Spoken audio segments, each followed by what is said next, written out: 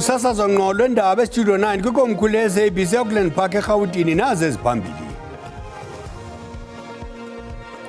Linyukela ukufikelela kwishumi elinesithandathu inani lemiphefumlo esutywe yingozi yebhasi eyenzeke ngakwisikhululo senqwelomoya e-OR Tambo ngale ntsasa. We continue to expand our export market for a variety of goods around the world. He saved free schools. Umongameli Cyril Ramaphosa uthi nakubeni eli lisajonge ukuxhamla kwisibonelelo sokungahlawuli irhafu kwiimalike zaseMelika phantsi komthetho i-AGOA kodwa lisakhangela nezinye iimalike ngelokunciphisa ukuxhomekeka kwimalike enye. Usomashishini welu Patrice Motsepe kubonakala eza kungena kwisigaba sesibini njengomongameli we-CAF emva kokuxhaswa imibutho yebhola yamazwe e-Afrika nabanye abathatha inxaxheba.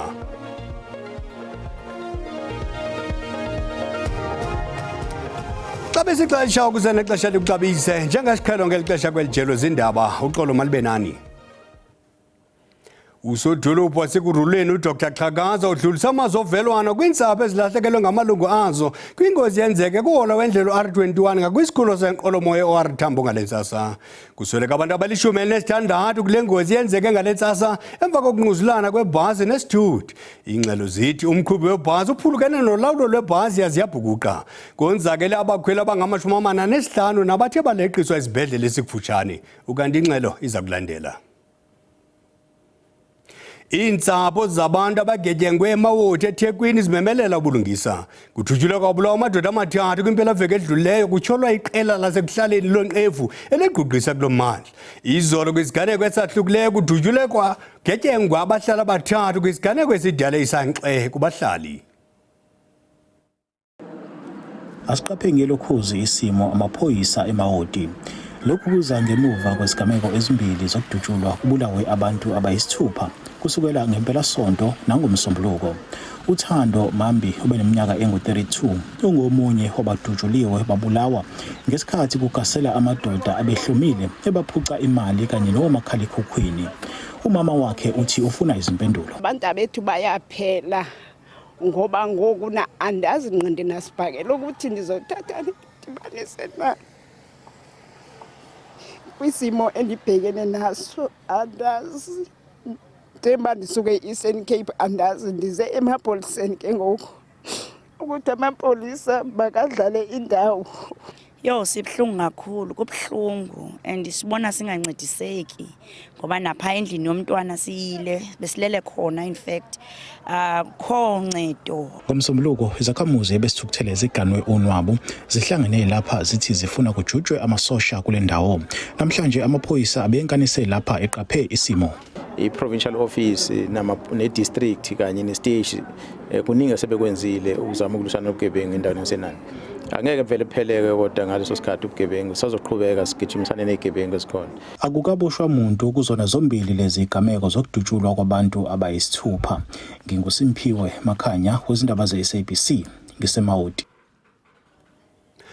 Umongameli Cyril Ramaphosa uthi nakubeni eli lisajonge ukuxhamla kwisibonelelo sokungahlawuli irhafu kwiimalike zaseMelika phantsi komthetho i-AGOA kodwa lisakhangela nezinye iimalike ngelokunciphisa ukuxhomekeka kwimalike enye. Umongameli bephendula imibuzo epalamente kokuqala kulo nyaka. Uqhube wathi abalali buhlayo bezama ukubuyisela urhwebelwano neMelika kulandela izikrokiso zokwayo lela lizwe kunye nokurhoxiswa kwenkxasomali kumaphulo afana nelilwa intsholongwane kagawulayo namanye. Umongameli ukwiphulo lokulungisa ubudlelwane phakathi kweMelika noMzantsi Afrika kwaye uthi kukho imibutho yeli ehambisa amampunge ngomZantsi Afrika nto leyo enokuchaphazela urhwebo neMelika. We export, but we also import from the United States. So it is a two-way process, as it is with many other countries around the world. As it is now, we continue not only in anticipation of an AGOA initiative, but we continue to expand our export market for a variety of goods around the world. And as we visit various countries, We do actively promote our own country so as to ensure that our reliance on various markets becomes a multiplicity of engagements. uRamaphosa uthi imibutho efana neAfriForum neSolidarity iyaphandwa ngokuncatsha umbuso. They have instigated the action that is now being taken against the people of South Africa. And the fact whether that is treasonous or not is a matter that obviously our law enforcement agencies need to look at. The National Prosecuting Agency needs to look at that. But I take a dim view, in fact, a very negative view of what has ensued as they run around the world, bad-mouthing their own country. Umbutho we-EFF wona uxine uRamaphosa ngesigqibo sakhe sokudibana nosomashishini oyinzalelwane yeli ozinze eMelika uElon Musk. Lo mbutho usithi esi sigqibo sophula izivumelwano zozakuzo. Kwiindaba ze-SABC Dingubulelani Philip eParlamente. Ukanti umongameli Cyril Ramaphosa kwavakalise uvelwano kokusweleka kwabantu abali-16 kwingozi yebhasi yehle kuruleni. Nansi ingxelo egcweleyo ngelinqaku. Sekuruleni ithi bazozama ngakho konke okusemandleni abo ukwelekelela kusetshenziswa yona ingalesi zinto yombuso. Le meya ithi-ke Dudu emndenini eshonelwe ithi-ke ayilale ngenxeba akwehlanga lungehli. Firstly, want to just assure our communities that we're doing everything at our disposal to actually assist, in particular, those who have passed on and those who are injured. The MMC of Roads and Transport, Councillor Andile Mgwevu, has been here since 7 o'clock this morning to actually ensure that he provides leadership. He also offers the necessary support. Okhulumela ke i-Road Traffic Management Cooperation uchaza kabanzi ngembangela yale ngozi. The bus was traveling on this route going towards Kempton Park, following another vehicle. That light motor vehicle was it missed its turn towards the OR Tambo Airport and applied brakes, and the bus driver also followed and applied brakes, and that resulted in this crash. Isule besiphakathi kuleli bus asikwazi ngisho ukuchaza ukuthi ngempela kwenzekeni. I was injured in the accident here on the forehead, and my neck was somehow broken in my shoulder also. Labantu abambozwe la yibona laba bashone kulenhlekelele yengozi kanti kwaba nesikhathi la ababili ababo abebesavaleleke phakathi kuleli bhasi kodwa ke bagcine bekhishwa bayishumi nesithupha mbukela abantu abaphangalele abacele emashumi bona baphuthunyiswe esibhedlela. Igama lami nguCalvin wakwaDludla endabeni ze-SABC ngibika ngiseGoli. Kwalapha izindabeni usapho lwesigulane esihlaselwe sabulawa kutyholwa esinye isigulane kwisibhedlela ePhiladelphia Dennilton eLimpopo sinyanzelisa ukufumana impendulo nobulungisa kodwa masiqale evenkileni.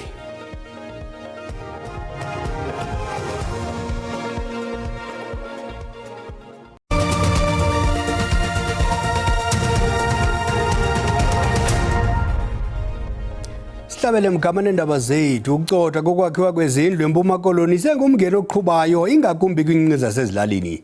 Embizana amaxhobe esaqhwithi kwilali yakwaNtola neyaseQhabangeni sekuqenqeleke iminyaka emine salindele ukuncedwa ngezindlu.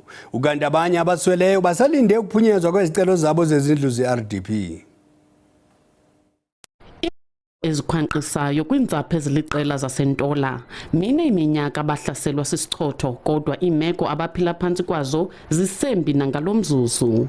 Shukuthi ngo-2021 kwaye kwanetha imvula ezinkulu ezinetha lapha. Shukuthi ngoko emveni wayalimala ke indlu embilimele kanje yaba naphanga emva shuthi ndaze kwazama ukuthi kufike ward committee wafika ward committee lapha shuthi engumuntu naye azobheka umonakalo ongakanani wafika wabuya sithi hayi uzobuya zofota ukwenzela ba athathe indlu leni ifoto le yendlu ahambe nayo ngoshuthi ke sangaphinda besabuya yena. Ezinye intsapho ezingathathi intweni zabopha amabande zizenze lokhu kwendawo zokufihla inhloko ngenkuni nangamazinki. Makunetha ndima ngenyawo ngifaka amacwathi akukho noba ndingalala ngoba inetha yonke indlu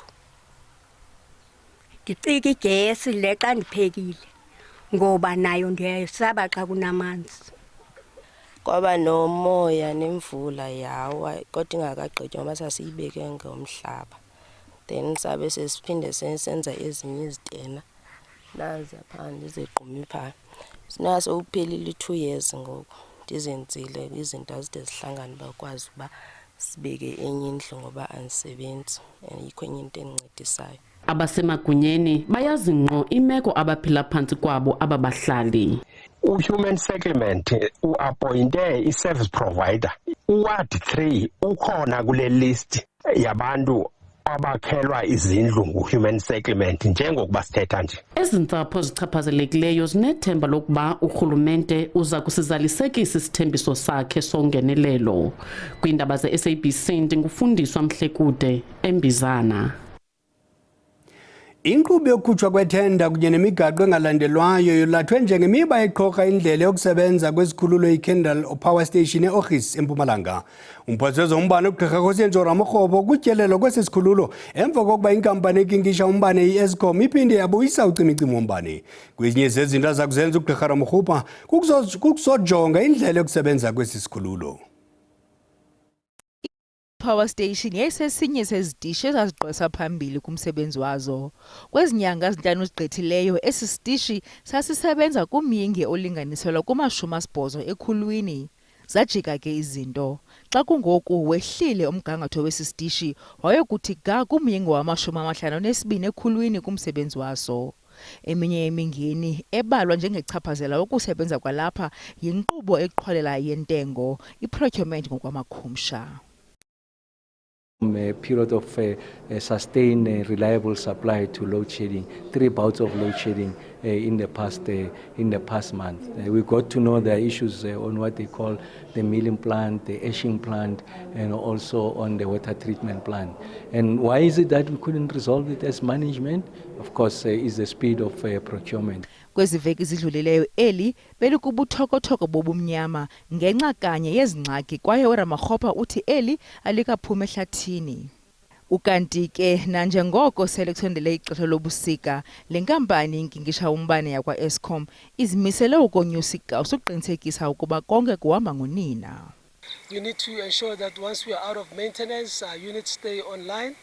As we have said, we have a target figure in terms of where the unplanned losses needs to be at and the reliability of our machines.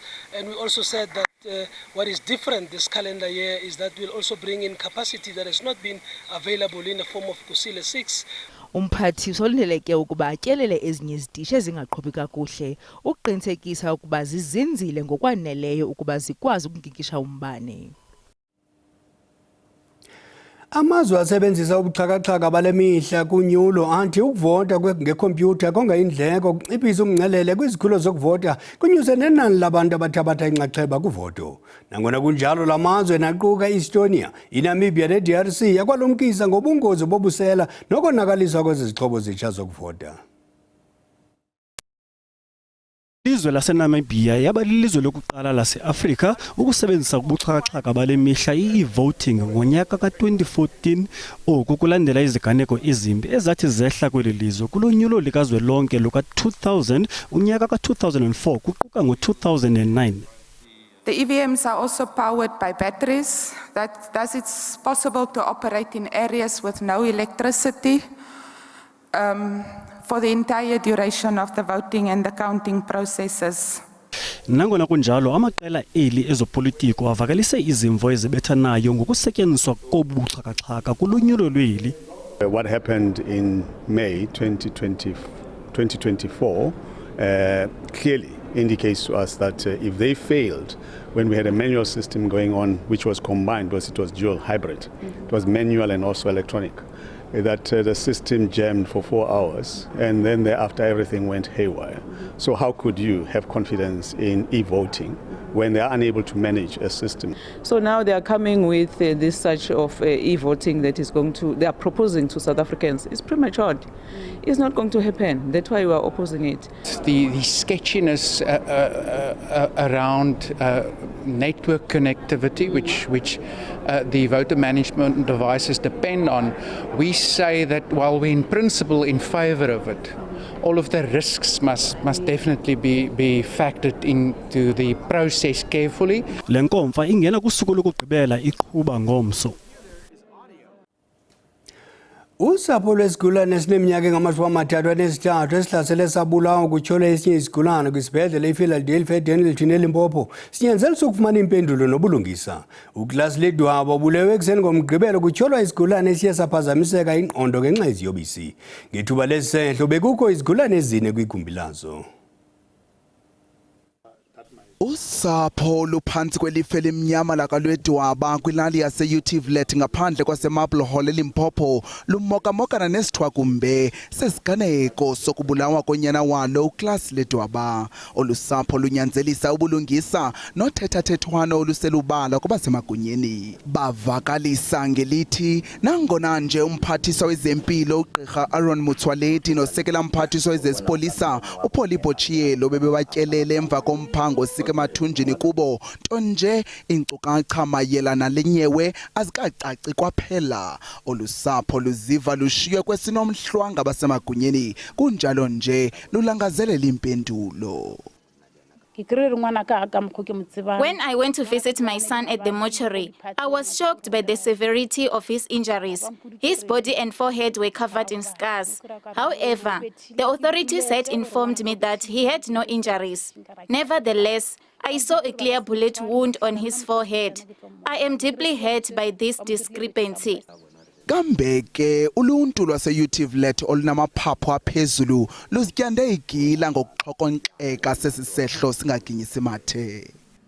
We all came here on Saturday to try to get answers from Minister, but the police prevented us.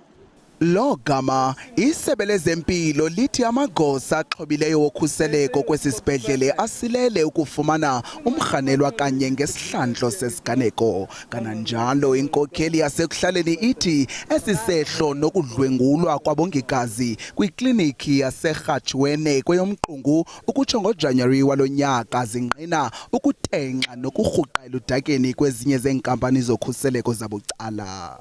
Ukanti ke ayaqhuba amalungiselelo wenkonzo yesingcwabo sikaClass Ledwaba noza kufihlwa ngomgqibelo ozayo. Ngesisaquphe ushiya ngasemva abebesondele enhlizweni yakhe umama wakhe, udada wakhe kanye noonyana bakhe ababini. Inkundla ephakamileyo ehleli salidana kunqame lwaseKapa kwityala lokuxhwila kaJohn Smith ive inkcukacha ngokusetyenziswa kweziyobisi nguKelly Smith ongunina wexhoba kunontlalo-ntle wesebe lophuhliso loluntu. Ngonyaka ka-2018 uKelly Smith warhweca onontlalo-ntle malunga nengxaki yakhe yokusebenzisa iziyobisi. Oku kuvele kubungqina obunikezelwe ngunontlalo-ntle uSiliziwe Mbombo namhlanje.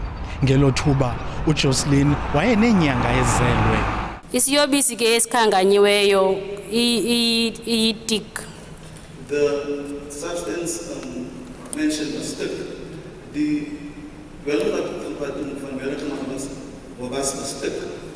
ngelo thuba wayehlala nomama rather notata. At this stage she was staying with the mother rather than father. Utata wentombi yakhe uJocelyn Smith. Konontlalo-ntle uKelly wabanga ngelithi wayephethwe gadalala nguyise Jocelyn. Nangona walifumanayo uncedo akazange abhalisele inkqubo ephephisa umntu angaweli emgibeni weziyobisi kwakhona. uSmith, iqabane lakhe uJackie Police noStefano van Ryn bajamelene namatyala wokuxhwila nokuthubelezisa uJocelyn owanyamalala kunyaka ophelileyo. Ngaphambili amangqina uKelly Zikas nomama wakhe uCaroline bachazele inkundla ukuba bayiqaphela ingxaki kaSmith yeziyobisi kwaye babezama umnceda ngomnika umsebenzi ezindlini zabo. Elityala liyaqhuba ngoLwesithathu. Kwiindaba ze-SABC ndinguSiphiwe Wobasi, eSaldanha Bay. Kwezemidlalo isinana sikasomashishini welu Patrice Motsepe kulindeleke onyulo isigaba sesibini njengomongameli wombutho omkhulu webhola ekhatywayo eAfrika iCAF kwinkongolo yonyulo yalo mbutho eCairo ngomso. Uku emva kokufumana inkxaso engagunqiyo kwimibutho yebhola yamazwe eAfrika nabanye abathatha inxaxheba. Umutsepe oxhuzule imikhala njengomongameli weCAF uqala ngo-2021 kulindeleke onyulwe kwakhe kwesisikhundla ngaphandle kokuphikiswa ngomso. Inkokheli zemibutho yebhola ekhatywayo kwilizwekazi kwanababandakanyekayo kulo mdlalo bayakholelwa kubunkokheli bukaMotsepe kwaye bathi iCAF isezawuqhuba kakuhle phantsi kwakhe. President Motsepe, for what he did for African football, just make sure that we regain our respect, but also financial stability. I've said it over and over. I think we're the first countries to endorse Dr. Patrice Motsepe, and I think him being currently not being challenged is a good step to African football. Well, I think we've seen a massive improvement in African football. I think the last AFCON speaks big volumes, you know, and long may it continue, you know. I think the last regime did a very good job, and we need continuity. Kanti ke phantsi kwesikhokhelo sikaMotsepe iCAF iphucuke kwiinkalo eziliqela kuquka urhulumente olusulungekileyo, uzinzo kwezezimali, uphuhliso lweziseko kwanomgangatho ophezulu kusindleko lwetumente. Umbengo mdiya ucima umlilo ezakomzo singesizulu makube chusi behele.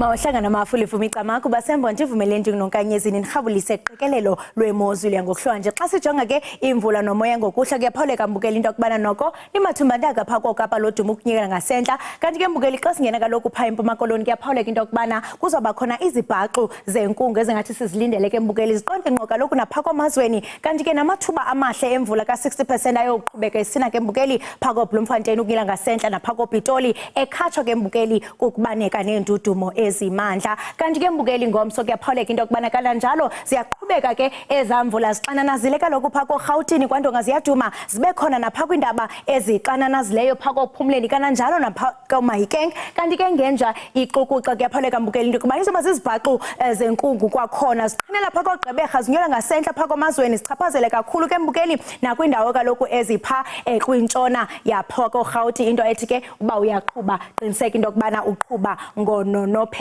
uSouth African Weather Services ukhuphe isilumkiso ngokuhlwa oba kaloku singalindela iindudumo ezimandla ke mbukeli ezawukhatshwa kaloku mbukeli kukubaneka kananjalo phana koPitoli koBloemfontein nakoMahikeng ziqhubeke zenje njalo nangomso mbukeli ezindudumo ezimandla zixananazile kanti ke kuzawuba khona umoya kwindawo ezigudlu nxeme phaa kommangalisweni into ethi mbukeli funeke njalo uqaphelile kanti ke ngokusawujonga amaqondo obushushu aphantsi ngokuhlwa mbukeli xa sijonga phaa kwindawo eziphezulu koMusina nakoPhalaborwa babambene ngamanqaku ngamashumi kanti ke phaa koRichards Bay ibe ngu-19 degrees phana eThekwini ngu-20 degrees xa songena ke phaa koSajonisi koSnuka singayilibalanga kaloku mbukeli iMthatha kuTsolo phaa koMaxia koQumbu koMount Fresh ngene nakoXelinqa khona mbukeli noko lithanda ukubana ngu-14 degrees kanti ke mbukeli phayana ke ngomso kuyathanda into yokubana afudumele amanani kakhulu koBethlehem 29 degrees koThekwini 29 koKomani ibe ngu-27 kanti phaa koMakhanda ibe nguye u-22 degrees ndisatsho ndithi mazixhume inqawe emaxhegweni ixhosi.